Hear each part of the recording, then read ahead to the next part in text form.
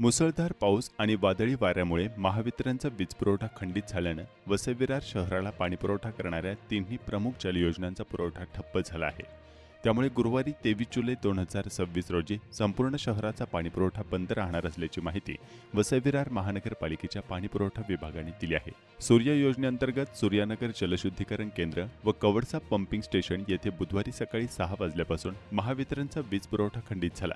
तसेच सूर्या धरणावरील महानगरपालिकेच्या नवीन व जुन्या पाणीपुरवठा योजनेतील मासवण पंपिंग स्टेशन आणि धुकटन जलशुद्धीकरण केंद्र येथेही रात्री 9 वाजल्यापासून वीज पुरवठा बंद झाल्यानं तिन्ही योजनांमधून पाणीपुरवठा पूर्णपणे थांबला आहे.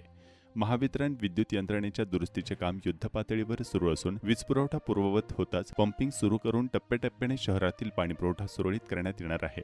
तोपर्यंत नागरिकांनी उपलब्ध पाण्याचा काटकसरीने वापर करून महानगरपालिकेला सहकार्य करावे असे आवाहन पालिका प्रशासनाने केले आहे.